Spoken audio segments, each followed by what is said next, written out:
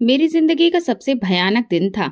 अस्पताल के तेज जलते हुए सफेद बल्ब, आसपास चलती हुई मशीनों की बीप बीप करती आवाज और निकलते हुए लोग, मेरी आंखों में जमा होते आंसू, सब कुछ जैसे धुंधला हो रहा था।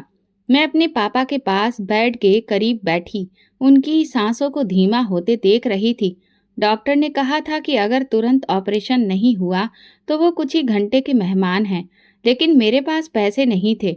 मैंने हर मुमकिन दरवाज़ा खटखटाया, हर खास इंसान से मदद मांगी, लेकिन कहीं से कोई उम्मीद नहीं मिली।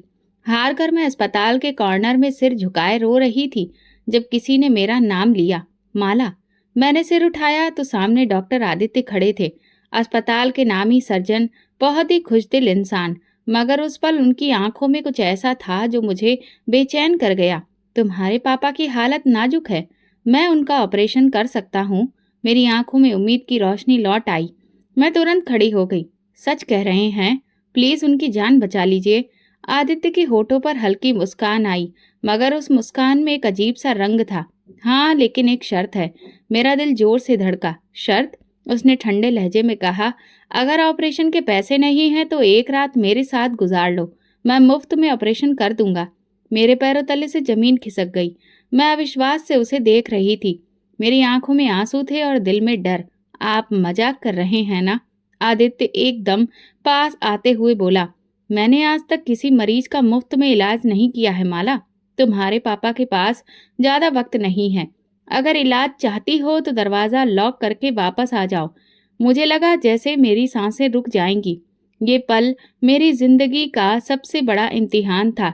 मैं क्या करती?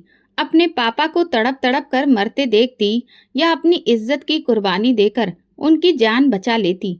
मेरे हाथ पसीने से भीग चुके थे, सांसें तेज थीं। मैंने एक आखिरी बार अपने पापा के बेड की तरफ देखा। उनके चेहरे पर मौत की झलक दिख रही थी। मेरी कपकपाती उंगलियों ने दरवाजा लॉक कर दिया। आदित्य के होठों पर अजीब सी मुस्कुराहट थी, जैसे मेरी बेबसी से मजे ले रहा हो। वो मेरी तरफ कदम बढ़ाने लगा। मेरी आंखों से आंसू बह रहे थे, दिल में घबराहट थी। मैंने सिसकते हुए भगवान को पुकारा, हे भगवान मेरी रक्षा करना। तभी अचानक दरवाजा जोर से खुला और अस्पताल के बाकी कर्मचारी अंदर दाखिल हो गए। आदित्य चौंक कर पीछे हट गया। मैं सदमे में खड़ी थी। मुझे समझ में नहीं आ रहा था कि ये सब कैसे हुआ। अपना दाग मिटाने के लिए आदित्य ने तुरंत ऐलान किया, मैं माला से शादी कर रहा हूँ। मुझे लगा जैसे मैं किसी अंधे ख्वाब में गिर गई हूँ। सब कुछ एक सपने की तरह हो रहा था। मैं एक लाल जोड़े में बैठी थी, मगर ये जोड़ा मेरे लिए किसी सफेद कफन जैसा था। मेरी आत्मा मर चुकी थी, दिल में सिर्फ नफरत थी। पंडित जी मंत्र पढ़ रहे थे और मैं खाली नजरों से सब देख रही थी। जैसे जैसे एक एक रस्म आगे बढ़ रही थी, वो मुझे मुस्कुराते हुए देख रहा था। मेरा जी चाह रहा था कि चीख कर कहूँ, मैं ये शादी नहीं करना चाहती, मगर मैं मजबूर थी। बड़ी मुश्किल से सिर झुकाकर मैं उसके साथ एक एक फेरा ले रही थी। शायद वो 7 फेरे मेरी जिंदगी की सबसे बड़ी कैद बनने वाले थे। शादी के बाद वो मुझे एक पुरानी मगर शानदार कोठी में ले आया। ये गांव की एक बड़ी सी हवेली थी। हवेली नमा कोठी, बड़े बड़े दरवाजे, पुरानी लकड़ी की खिड़कियां और ऊंची दीवारें। मुझे ये जगह कैद खाने की तरह लग रही थी। ये अब तुम्हारा घर है माला, आदित्य ने कहा, मगर उसकी आवाज में जबरदस्ती की जीत थी जो मेरे दिल में नफरत का तूफान पैदा कर रही थी। मैंने चिढ़ते हुए जवाब दिया, ये मेरा घर नहीं, मेरी कैद है। वो मेरी बात पर चुप रहा, जैसे मेरी नफरत की कोई परवाह ही नहीं।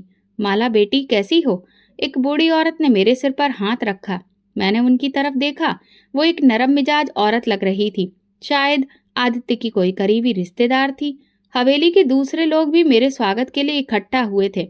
सबके चेहरे पर खुशी दिख रही थी, मगर मेरे दिल में एक ही सवाल था, उस आदमी ने मेरे साथ ऐसा क्यों किया?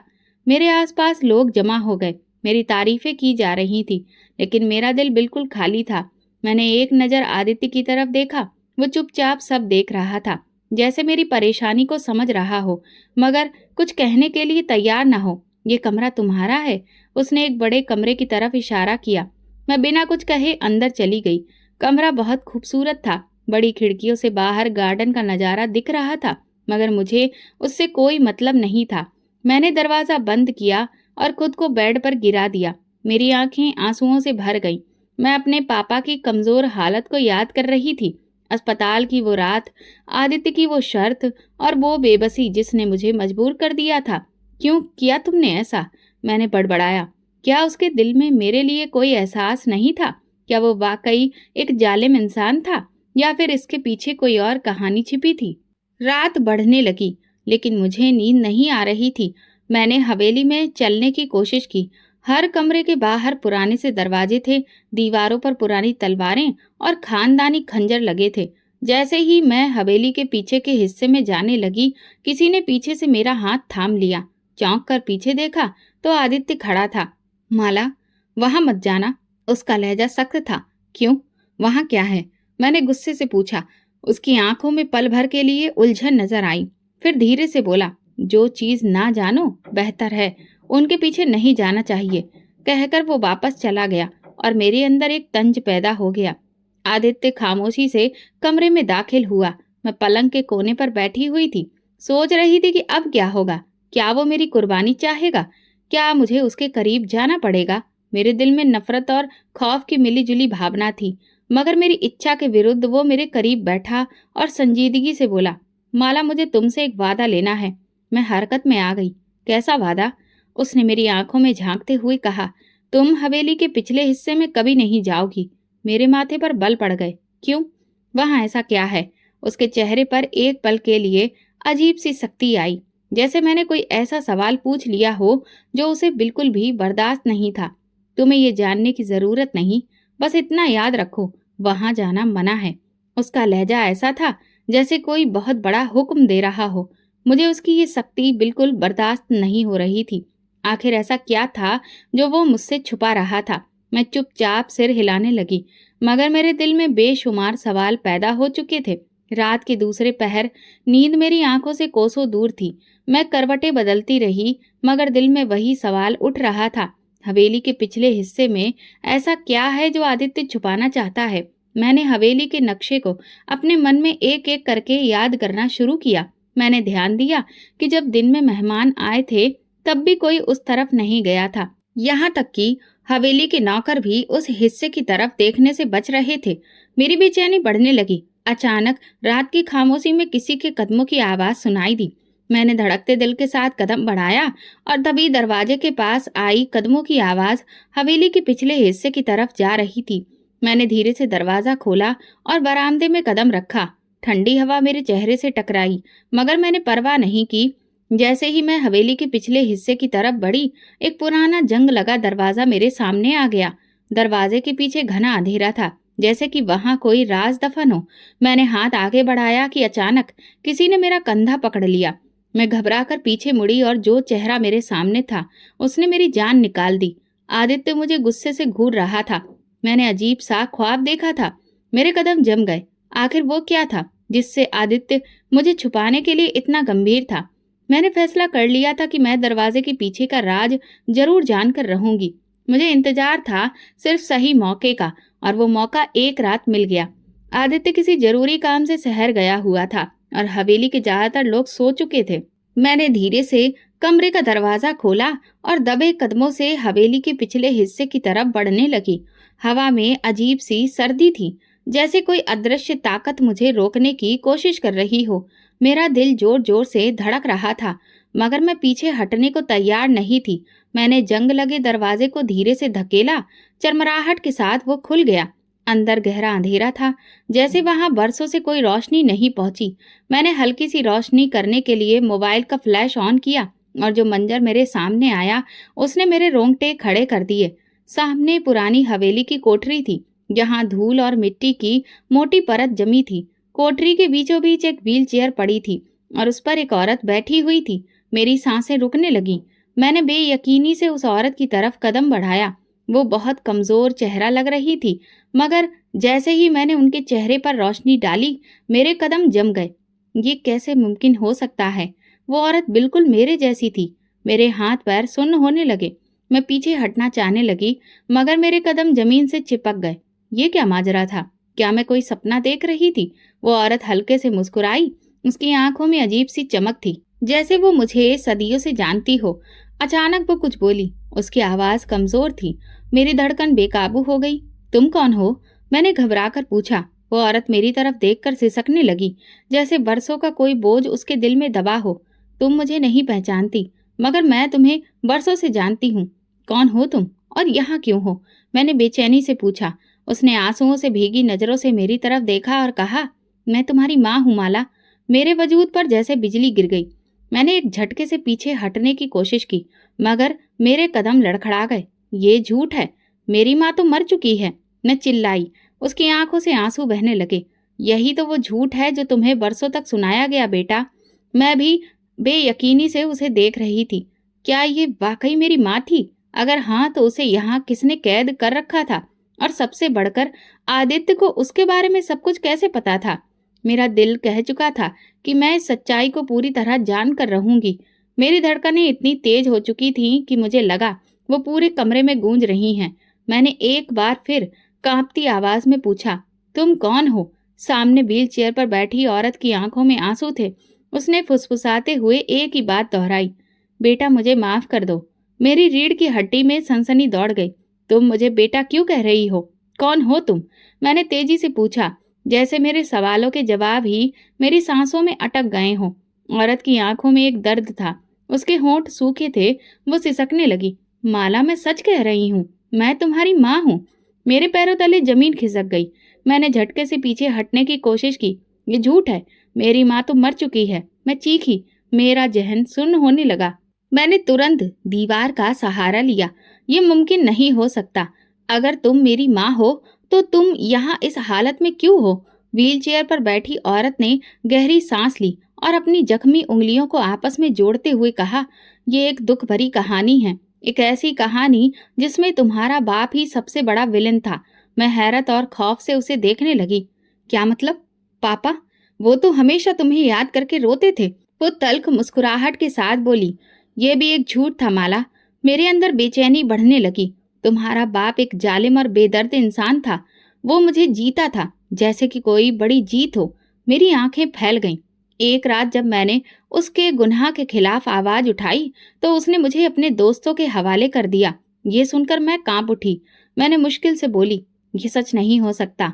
मेरी माँ की आंखों में गुस्सा और तकलीफ झलक रही थी। ये वही सच्चाई है जो तुमसे छुपाई गई। मैं किसी तरह बचकर निकल आई, मगर तुम्हें साथ नहीं ले जा सकी। मैं मरी नहीं थी माला, मगर तुम्हारे बाप ने मुझे तुम्हारी जिंदगी से हमेशा के लिए मिटा दिया। मेरे दिमाग में धमाका हुआ। आदित्य सब कुछ जानता था, मगर वो ये सब क्यों छुपा रहा था? और अगर मेरी माँ को वो जानता था तो उसने उन्हें इस तरह कैद में क्यों रखा था? मेरे सवाल बढ़ते जा रहे थे। मैंने ठान लिया था कि मैं सबका जवाब लेकर रहूंगी। ये मुमकिन नहीं। मुझे तो हमेशा बताया गया कि तुम मर चुकी हो। मेरी आंखों में दर्द उतर आया।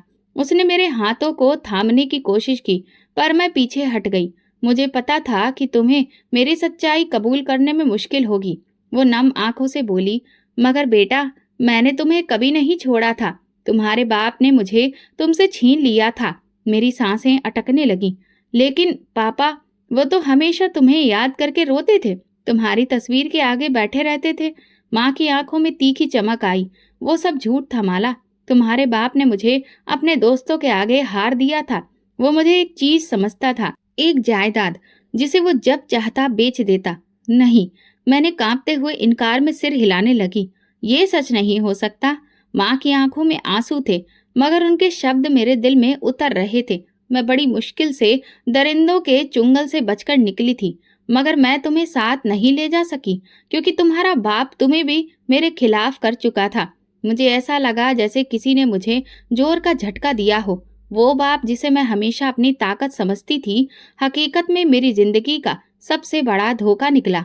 मेरी आंखों के आगे धुंध छा गई। मुझे अपना बचपन याद आने लगा। वो रातें जब मैं अपने पापा से पूछती थी, पापा, माँ कहाँ चली गई? और वो हमेशा आंसू बहाकर कहते थे, वो हमें छोड़कर चली गई बेटा। मुझे याद आया कि कैसे हमारे घर की हर कीमती चीज बेची जा रही थी और कैसे पापा दिन ब दिन बिगड़ते जा रहे थे। मगर मैंने कभी सोचा ही नहीं था कि वो हकीकत में कैसे इंसान थे जिन्होंने अपनी ही पत्नी को दांव पर लगा दिया। अगर तुम बिक गई थी तो फिर यहाँ पर कैसे? मैंने दोबारा पूछा। माँ की नजरें झुक गईं। ये सब आदित्य की वजह से। आदित्य? मैंने पूछा। भला उसका इस सब से क्या रिश्ता है? माँ ने लंबी सांस ली और बोली, बेटा, ये वो सच है जो तुम्हें आदित्य ने अभी तक नहीं बताया, मगर वक्त आ गया है कि तुम सब कुछ जान लो। मेरे वजूद में आग लग गई थी।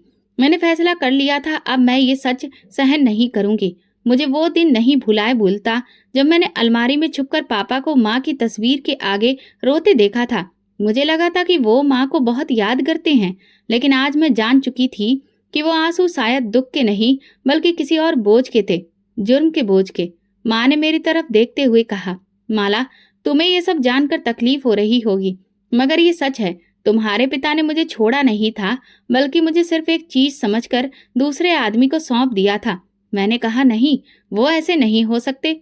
वो हमेशा कहते थे कि वो मुझे सबसे ज्यादा मोहब्बत करते हैं। उन्होंने मुझे कभी कुछ होने नहीं दिया। माँ ने फिर से तीखी मुस्कान के साथ कहा, बेटा, कभी कभी लोग एक बच्चे के सामने अच्छा बनने के लिए सब कुछ करते हैं, मगर उनके असली चेहरे छुपे रहते हैं। तुम्हारे पिता ने जो किया वो माफ करने के काबिल नहीं। क्या तुम्हें कभी शक नहीं हुआ? माँ ने धीरे से पूछा। मैंने गहरी सांस ली। पापा ने कभी भी तुम्हारे बारे में ज्यादा बात ही नहीं की। वो हमेशा कहते थे कि वो तुम्हें याद नहीं करना चाहते। अगर मैं जिद करती तो वो गुस्सा हो जाते, क्योंकि वो डरते थे कि कहीं मुझे असली सच्चाई पता ना चल जाए। माँ ने गंभीरता से कहा। मेरे मन में एक और सवाल उठा, आदित्य का इस समय क्या किरदार था? आदित्य ने तुम्हें यहाँ पर क्यों रखा? मैंने आखिर पूछ ही लिया। माँ की आंखों में एक अजीब सी चमक आई। वो बोली, यही वो सवाल है जिसका जवाब तुम्हें खुद आदित्य से लेना होगा। मेरा गुस्सा बढ़ने लगा। आदित्य ने मेरे साथ जबरदस्ती की है, मेरे माँ बाप के बारे में सब सच छुपाया और मेरी माँ को कैद करके रखा। आखिर वो चाहता क्या है? अब मैं ये खेल खत्म करने को तैयार थी। मेरे वजूद में जैसे आग भड़क रही थी। माँ से मिली सच्चाई ने मेरे अंदर जज्बातों की जंग छेड़ दी थी, जिसे मैं रोक नहीं पा रही थी। मैं जिसे अपना रखवाला समझती थी, वही जालिम निकला, और जिसे मैं अपना सबसे बड़ा दुश्मन समझ रही थी, वो जाने किस राज में लिपटा हुआ था। मुझे बस एक ही इंसान से जवाब चाहिए था, आदित्य। मैं गुस्से से भरी हुई हवेली में आदित्य को तलाशने लगी। वो बरामदे में खड़ा था, जैसे कि उसे मेरे आने का पहले से अंदाजा हो। मैं तेजी से उसके पास गई और चीख कर बोली, तो मुझे सच बताओ, मेरी माँ को तुमने कैद क्यों कर रखा है? और मेरे पापा के बारे में जो कुछ मैंने सुना, वो क्या सच है? आदित्य चुपचाप खड़ा रहा। उसकी आंखें गहराई में डूबी हुई थीं। मैंने बेचैनी से कहा, बोलते क्यों नहीं हो? क्या तुमने वाकई मेरी माँ को कैद कर रखा है? क्या तुम जानते थे कि मेरे पापा ने उनके साथ क्या किया? मैंने उसके बाजू को झिंझोड़ा। वो कुछ कहने के लिए मुंह खोलने ही वाला था, मगर फिर रुक गया। माला, तुम अभी कुछ नहीं समझोगी, उसने धीरे से कहा। क्या मतलब कुछ नहीं समझूंगी? ये जो सच्चाई है, तुमने मुझसे सब कुछ छुपाया है, तुमने मेरे साथ जबरदस्ती की, मुझे अपनी जिंदगी में खींच कर ले आए, मगर कभी नहीं बताया कि मेरी माँ जिंदा है। तुमने मुझे झूठ के सहारे जीने नहीं दिया। आदित्य ने मेरी बात सुनी, मगर वो चुप था। उसकी आंखों में ऐसा डर था जिसे मैं समझ नहीं पा रही थी। तुमने मुझे इस्तेमाल किया आदित्य, मैंने गुस्से से कहा। पहले मेरे पापा ने मेरी माँ के साथ ऐसा किया, और अब तुमने मेरे साथ। तुम भी उन्हीं जैसे हो, एक जालिम, झूठे और मक्कार इंसान। आदित्य ने आंखें बंद कर ली, जैसे कि ये शब्द उसे चीर रहे हो, मगर फिर भी वो चुप था। अब कुछ तो बोलो, मैं चिल्लाई। ये खामोशी क्यों? मैं भी एक इंसान हूँ, सब कुछ जानने का हक रखती हूँ। मैंने उसे झूठा कहा, मक्कार कहा, मगर उसने कोई सफाई नहीं दी। क्या वो सच में मुजरिम था, या फिर कोई और सच्चाई थी जो वो मुझे नहीं बता रहा था? मैंने खुद से वादा किया कि मैं इस खामोशी के पीछे का राज जानकर रहूंगी, चाहे कुछ भी हो जाए। मैं हवेली के बड़े आंगन में खड़ी थी। मेरा दिल कह रहा था कि आदित्य के पास जरूर कोई जवाब होगा, मगर दिमाग यही कह रहा था कि उस इंसान ने मेरे साथ जबरदस्ती की, मुझे मेरी माँ से दूर रखा और मेरी जिंदगी को अपने काबू में कर लिया। ये सब जानकर भी मैं उस पर यकीन कैसे करूं? माला, मैं चौंक कर पलटी। वो हवेली के दरवाजे पर खड़ा था।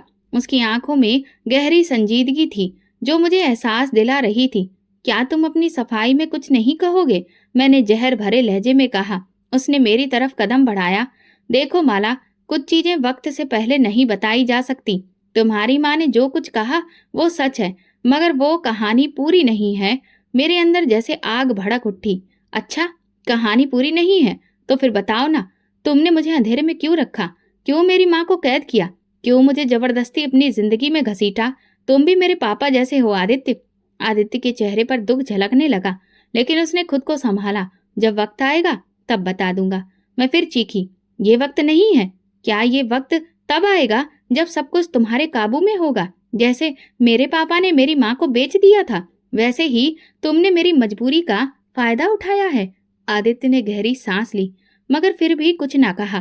तुम्हारे पास कोई जवाब नहीं है आदित्य, क्योंकि तुम भी वैसे ही हो जैसे मेरे पापा, जालिम खुदगर्ज। आदित्य की मुट्ठियां भींच गईं, मगर वो अभी भी चुप था। ये खामोशी मुझे बहुत परेशान कर रही थी। अगर वो वाकई जालिम था तो वो कोई जवाब क्यों नहीं दे रहा था? मेरे अंदर जैसे कुछ टूट रहा था। क्या उसकी इस खामोशी में कोई राज छुपा था? मैंने खुद से वादा किया कि मैं आदित्य का राज जानकर रहूंगी, चाहे उसके लिए मुझे कितनी ही नफरत क्यों न झेलनी पड़े। हवेली की दीवारें मुझे कैद सी महसूस हो रही थी। हर गुजरते लम्हे के साथ मेरा मन उलझता जा रहा था।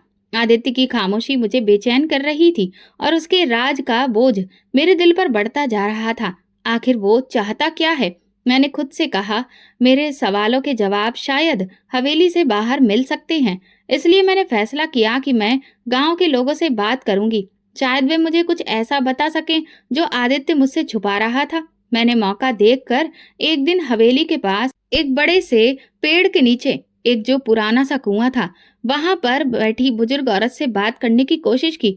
वो शायद हवेली के नौकरों में से एक थी, क्योंकि वो मुझे देखकर तुरंत खड़ी हो गई और इज्जत से बोली, बेटी तुम यहाँ कैसे?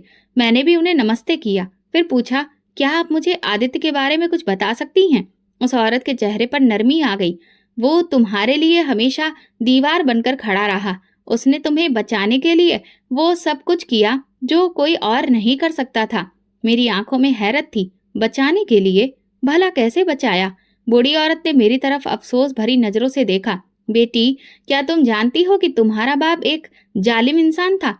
वो तुम्हें भी बेच देता, जैसे उसने तुम्हारी माँ के साथ किया था। मेरी सांसें रुकने लगी। क्या मतलब? मैंने अविश्वास से पूछा। आदित्य को जब तुम्हारे पापा की असलियत का पता चला तो वो बरसों से तुम पर नजर रखे हुए था। वो चाहता था कि तुम्हारे पापा तुम्हें किसी गलत हाथों में ना दे दें, इसलिए वो तुम्हारी सुरक्षा करता रहा, मगर उसने तुम्हें कभी इस बारे में नहीं बताया। मेरी आंखों के सामने धुंधला छाने लगा। ये कैसे मुमकिन था? मैंने खुद को संभालते हुए सवाल किया, लेकिन अगर वो वाकई मेरी सुरक्षा कर रहा था तो उसने मुझसे जबरदस्ती शादी क्यों की? अगर वो मेरा रखवाला था तो मुझसे झूठ क्यों बोलता रहा? बूढ़ी औरत ने अफसोस से कहा, क्योंकि अगर वो तुम्हें सब कुछ बता देता तो शायद तुम उस पर भरोसा नहीं करती और तुम्हारे पापा तुम्हें किसी और के हवाले कर देते, जैसे वो पहले करने वाले थे। मेरी सोच उलझने लगी। क्या सच में आदित्य ने मुझे बचाने के लिए ये सब किया था, या ये भी किसी और चाल का हिस्सा था? मेरा दिल मानने को तैयार नहीं था। मैंने खुद को यकीन दिलाया, नहीं, वो भी धोखेबाज है। वो मुझे मजबूर नहीं करता। अगर वो वाकई मेरा भला चाहता होता। लेकिन एक सवाल मेरे दिल में गूंज रहा था, अगर वो सच में नेक होता तो अब तक अपनी सफाई क्यों नहीं दी? मेरी दुनिया उलट पुलट हो चुकी थी, मगर जो बातें अब मैं सुन रही थी वो मेरे लिए किसी और झटके से कम नहीं थी। लेकिन मैं कैसे मान लूं कि वो सच में मेरा भला चाहता है? जब मैं वापस हवेली पहुंची तो मेरा मन उलझा हुआ था। हर तरफ सवाल ही सवाल, लेकिन जवाब कोई नहीं। मैंने खुद को समझाने की कोशिश की, ये सब झूठ हो सकता है। शायद आदित्य ने सबको खरीद रखा हो ताकि वो मेरे सामने अच्छा इंसान बन सके। लेकिन फिर दिमाग में वो पल आया जब मैं आदित्य को खामोश खड़ा पाया था, जब मैंने उसे झूठा और मक्कार कहा था। उसने कोई सफाई नहीं दी थी। अगर वो सच में निर्दोष होता तो क्या अपनी बेगुनाही को साबित करने की कोशिश नहीं करता? क्या ये सच है? मैंने नौकरानी से पूछा, जो बरसों से हवेली में काम कर रही थी।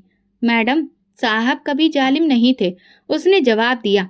उन्होंने हमेशा आपके हक में फैसले किए हैं, मगर वो चुप रहे।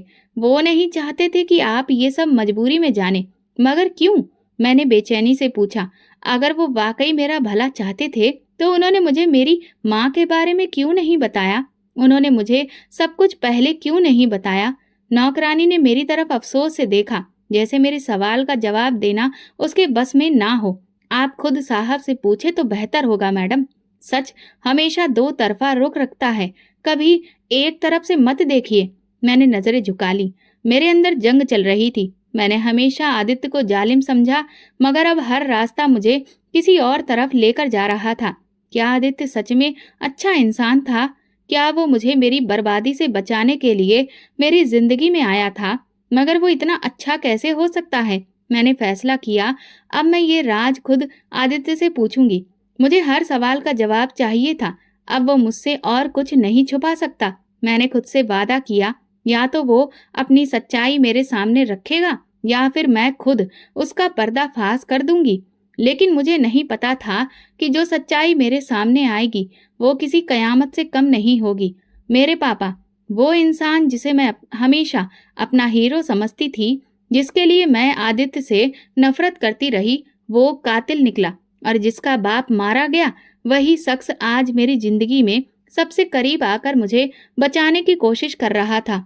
ये खबर मुझे गांव के एक बुजुर्ग ने दी, जो मेरे पापा के अतीत को बहुत अच्छे से जानते थे।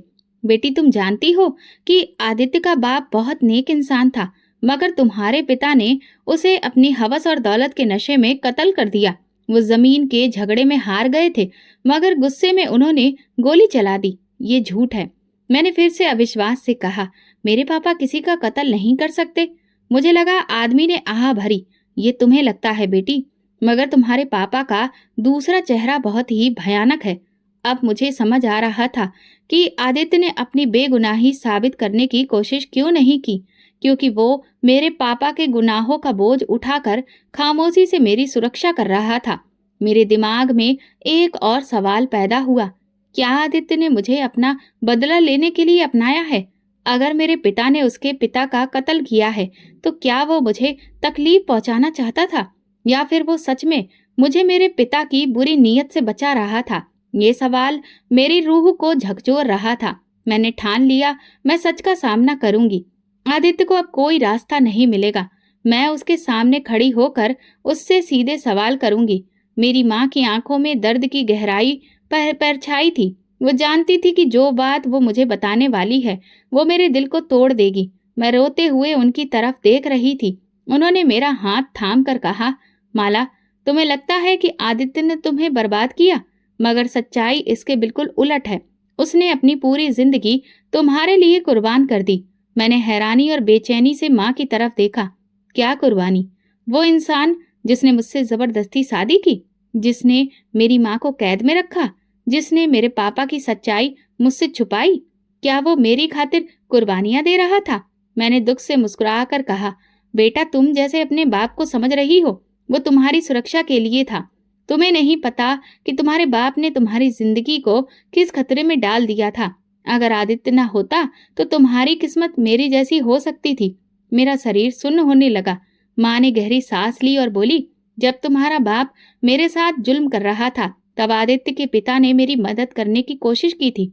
वो एक अच्छे इंसान थे, मगर तुम्हारे पिता ने उनसे दुश्मनी पाल ली। जब आदित्य के पिता का कत्ल हुआ, तब से आदित्य ने बदले की आग में नहीं, बल्कि तुम्हारी सुरक्षा के सबसे मुश्किल रास्ते को चुना। लेकिन क्यों? मैंने बेसब्री से पूछा। क्योंकि तुम्हारा बाप तुम्हें भी बेचने वाला था, माला। माँ की आवाज लड़खड़ा गई। आदित्य को जब इसका पता चला, तो उसने तुम्हें बचाने के लिए सब कुछ किया जो वो कर सकता था। उसने बरसों तक तुम्हें अपनी नजरों से ओझल नहीं होने दिया। वो तुम्हें हर खतरे से बचाने के लिए साए की तरह तुम्हारे साथ रहा। मेरी आंखों में आंसू आ गए। लेकिन उसने ये सब पहले क्यों नहीं बताया, माँ? माँ ने दुखी होकर कहा, क्योंकि वो नहीं चाहता था कि तुम ये सब सुनकर मजबूरी में उसकी एहसानमंद बनो। वो चाहता था कि तुम अपनी मर्जी से उसकी सच्चाई पहचानो, ना कि किसी मजबूरी में। मेरा दिल अभी तक आदित्य की हकीकत जानकर उलझन में पड़ा था। मैंने जिसे जालिम समझा, वो तो मेरा भला चाहने वाला निकला, और जिसे मैंने अपना रखवाला समझा, वो सबसे बड़ा मुजरिम था। लेकिन अभी मुझे एक और हकीकत का सामना करना था। रात के किसी पहर हवेली के एक नौकर ने आकर खबर दी कि मेरे पिता को होश आ गया है, वो अस्पताल में हैं और मुझसे मिलना चाहते हैं। मैं फौरन वहां जाने के लिए तैयार नहीं थी। मेरे अंदर एक तूफान था जिसे मैं समझने की कोशिश कर रही थी। वो शख्स जिसने मेरी माँ को नरक में डाला, जो मुझे भी बर्बाद कर सकता था, अब माफी मांगना चाहता था। लेकिन मैं फैसला कर चुकी थी, मैं उन्हें एक बार जरूर देखूंगी। जब मैं अस्पताल पहुंची तो पापा बिस्तर पर लेटे थे। वो बहुत कमजोर लग रहे थे। जैसे जिंदगी ने उनसे सब कुछ छीन लिया हो। जैसे ही उन्होंने मुझे देखा, उनकी आंखों में आंसू आ गए। माला, उनकी आवाज लड़खड़ाई। बेटा मुझे माफ कर दो। मैं चुप रही। मेरा दिल किसी भी हमदर्दी को अपनाने के लिए तैयार नहीं था। बेटा, मैंने बहुत गलत किया है। तुम्हारी माँ के साथ बहुत बुरा किया। मैंने तुम्हारी जिंदगी बर्बाद करने की कोशिश की। मैं एक लालची और कमजोर इंसान था। वो रोते जा रहे थे। क्या आप जानते हैं आपने क्या किया? मेरी आवाज बर्फ की सिल की तरह सख्त थी। आपने मेरी माँ को नरक में झोंक दिया। आपने एक मासूम औरत की जिंदगी तबाह कर दी, और जब वो आपसे बच निकली तब आपने मुझे भी बर्बाद करने की कोशिश की। माला, मैं अंधा हो गया था। वो गिड़गिड़ाने लगे। अब जब मेरी जिंदगी खत्म होने को आई है तो मुझे अपनी गलती का एहसास हो रहा है। बेटा प्लीज। मैंने उनकी तरफ देखा, मगर मेरे दिल में कोई नरमी नहीं थी। नहीं पापा, मेरी आवाज मजबूत थी। आपने अपनी जिंदगी में जो बीज बोया है वही अब काटना पड़ेगा। मैं आपको माफ नहीं कर सकती। ये कहकर मैं पलटी और वहां से चली गई, क्योंकि मैं जान चुकी थी कुछ गुनाह माफी के काबिल नहीं होते। हवेली में वापस आकर मैंने फैसला कर लिया कि अब आदित्य से खुलकर बात करनी होगी। वो खड़ा था वहां जहां वो खामोशी से किसी गहरी सोच में डूबा था। आदित्य, मैंने कहा। वो पलटा। उसकी आंखों में वही गहराई और संजीदगी थी जो मुझे हमेशा बेचैन करती थी। तुम्हें सच छुपाने का कोई हक नहीं था, मैंने गुस्से में कहा। अगर तुम वाकई मेरे रखवाले थे तो तुमने मुझे पहले क्यों नहीं बताया? तुमने मेरे साथ जबरदस्ती क्यों की? आदित्य ने गहरी सांस ली, जैसे वो ये बात कहने के लिए बरसों से तैयार हो। माला, मैं तुम्हें तुम्हारे पापा की तरह किसी और जालिम के हाथों में नहीं जाने देना चाहता था। उसकी आवाज धीमी थी मगर मजबूत थी। तुम्हें अंदाजा नहीं है कि तुम्हारे पापा ने तुम्हारे साथ क्या करने का फैसला कर लिया था। मेरी सांसें रुकने लगी। क्या मतलब? मेरी आवाज कांप गई। आदित्य ने मेरी तरफ देखा और कहा, तुम्हारे पापा तुम्हें एक जालिम दोस्त के हवाले करने वाले थे, जैसे उन्होंने तुम्हारी माँ के साथ किया।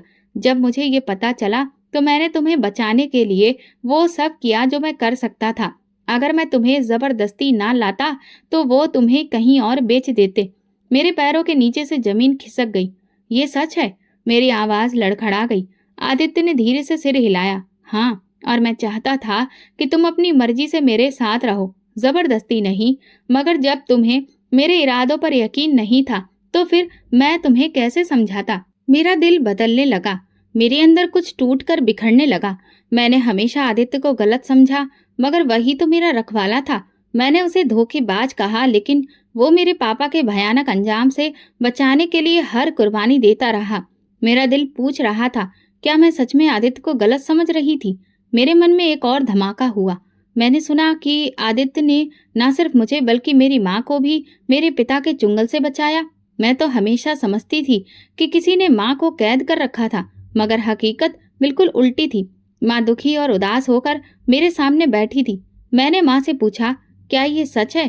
क्या आदित्य ने आपको जबरदस्ती यहाँ रखा था? माँ ने मेरी तरफ देखा और बोली, अगर आदित्य ना होता तो मैं कभी जिंदा ना रहती। मगर माँ, मैं तो हमेशा समझती रही कि वो गलत है, जालिम है। उसने आपको कैद कर रखा है। माँ ने अफसोस भरी मुस्कुराहट के साथ कहा, यही तो उसकी सबसे बड़ी कुर्बानी थी। उसने सबको अपना दुश्मन बनने दिया, लेकिन हमें सुरक्षित रखा। मैंने अतीत के दरवाजे खोले। जब मैं तुम्हारे पिता के जुल्म से किसी तरह बचकर निकली तो दर दर भटक रही थी। मुझे कोई पनाह नहीं मिल रही थी। मैं भागती रही, छुपती रही, मगर तुम्हारे पिता के लोग मेरे पीछे पड़े थे। वे मुझे खत्म करना चाहते थे, ताकि मैं वापस जाकर उनके गुनाहों का पर्दाफाश ना कर दूं। मेरी आंखों में आंसू आ गए। फिर एक दिन आदित्य मेरे सामने आया। मैं उसे नहीं जानती थी, मगर उसकी आंखों में सच्चाई थी। उसने कहा, मैं आपको सुरक्षित जगह पर ले जा सकता हूँ, मगर आपको मुझ पर भरोसा करना होगा। मैं डर रही थी, मगर मेरे पास और कोई रास्ता नहीं था। उसने मुझे यहाँ लाकर छुपा दिया, मगर ये कैद नहीं थी। उसने मुझे हर सुविधा दी, मेरी इज्जत की, सुरक्षा की, और सबसे बढ़कर तुम्हारे पिता से मेरी जिंदगी बचाई। वह हमेशा उसे गलत समझती रही। मेरा दिल जैसे टुकड़ा टुकड़ा हो गया। वो तो बहुत अच्छा था। अब मुझे सच पता चल चुका था। वो इंसान था जिसने अपनी मोहब्बत, अपनी खुशी और अपनी इज्जत तक दांव पर लगा दी, मगर कभी अपनी नीयत की सफाई नहीं दी। मैंने तुरंत पूछा, आदित्य कहाँ है? हवेली की पुरानी नौकरानी जो हर बात जानती थी, उसने दुख से सर झुका लिया। मैडम, साहब तो रात को हवेली छोड़कर जा चुके हैं। वो कहकर गए हैं कि आपकी जिंदगी में जबरदस्ती शामिल नहीं होना चाहते। वो आपको अपनी मर्जी से जीने का हक देना चाहते हैं। मुझे लगा जैसे किसी ने मेरा दिल मुट्ठी में जकड़ लिया हो। मैंने कहा नहीं, वो मुझे छोड़कर नहीं जा सकते। मैं उनके साथ जुड़ी हूँ। मैंने उनसे नफरत की, मगर वो मुझे छोड़कर कैसे चले गए? नौकरानी की आंखें भीग गईं। वो खुद को गुनहगार समझ रहे थे मैडम। उन्हें लगता है कि उन्होंने आपकी जिंदगी में जबरदस्ती करके ठीक नहीं किया। वो नहीं चाहते कि आप एक ऐसे इंसान के साथ जिंदगी गुजारें जिसे आपने हमेशा गलत समझा। मेरे अंदर खालीपन फैल गया। ये मैंने क्या कर दिया? मैंने उस इंसान को ठुकराया जिसने मेरे लिए अपनी जिंदगी का सबसे बड़ा फैसला लिया। मैंने नौकरानी से मजबूत लहजे में पूछा, कहाँ जा सकता है वो? मुझे उसका पता चाहिए। नौकरानी ने कहा, वो किसी को बताकर नहीं गए। मुझे कोई रास्ता निकालना ही था। मैंने फैसला किया कि मैं शहर के हर कोने में उसकी तलाश करूंगी। उसके पुराने जानने वालों, हवेली के नौकरों और अस्पताल के डॉक्टरों से पूछूंगी, मगर सब यही कह रहे थे कि आदित्य साहब किसी को कुछ बताकर नहीं गए। ये कैसे मुमकिन था? आदित्य कभी मुझे इस तरह से बेसहारा छोड़कर नहीं जा सकता। फिर वो खुद को अकेला क्यों कर रहा है? तभी मुझे याद आया कि बचपन में आदित्य अक्सर एक वीरान इलाके में जाया करता था, जहां उसके पिता का पुराना फार्म हाउस था। ये बात मुझे घर के पुराने नौकर ने बताई थी। मेरी गाड़ी सुनसान रास्ते पर दौड़ रही थी। शाम ढल रही थी। हर तरफ सन्नाटा था। जैसे ही मैं फार्म हाउस के पास पहुंची, दरवाजा हल्का सा खुला नजर आया। मैं बेचैनी से अंदर गई। वहां एक पुरानी कुर्सी पर आदित्य खामोशी से बैठा था। मेरी आहट पर उसने सिर उठाया। जैसे ही उसकी नजर मुझ पर पड़ी, वो हैरानी से बोला, तुम? मैं गुस्से और दर्द के साथ बोली, तुमने सोचा भी कैसे कि मुझे छोड़कर चले जाओगे और मैं तुम्हें ढूंढ नहीं पाऊंगी? वो चुप रहा, जैसे उसे यकीन नहीं आ रहा हो कि मैं सच में उसके सामने खड़ी हूँ। तुम मुझसे क्यों दूर जा रहे थे आदित्य? मेरी आवाज लड़खड़ा गई। उसने आंखें झुका ली और धीमे से कहा, क्योंकि मैं तुम्हारी जिंदगी पर बोझ नहीं बनना चाहता था माला। मुझे ऐसा लगा जैसे किसी ने मेरे दिल पर वार किया हो। तुम बोझ नहीं आदित्य, तुम मेरी सबसे बड़ी सच्चाई हो। मैंने कहा, मैं तुम्हें सजा देने नहीं आई आदित्य, मैं तुम्हारी कुर्बानी को अपनाने आई हूँ। मेरी आवाज भर आई थी। आदित्य की आंखों में हैरानी और यकीन का अजीब सा मेल था। वो मुझे ऐसे देख रहा था जैसे बरसों से मेरी ये बातें सुनने को तरस रहा हो। माला, क्या तुम सच में मेरे साथ रहना चाहती हो? जबरदस्ती के बिना, सिर्फ अपनी मर्जी से? आदित्य ने पूछा। मैंने मुस्कुराकर कहा, हाँ आदित्य, अब की बार मैं अपनी मर्जी से आई हूँ। आदित्य ने मेरा हाथ थाम लिया और मैंने महसूस किया कि मेरी अंधी मोहब्बत ने आखिरकार रोशनी को देख लिया था। दोस्तों, अगर आपको हमारी कहानी पसंद आई हो तो कमेंट करके जरूर बताइए। वीडियो को लाइक करें और ज्यादा से ज्यादा शेयर करें। अगर आप चैनल पर नए हैं तो सब्सक्राइब जरूर करें और नोटिफिकेशन बेल दबाएं ताकि अगली अपडेट सबसे पहले आपको मिले। धन्यवाद।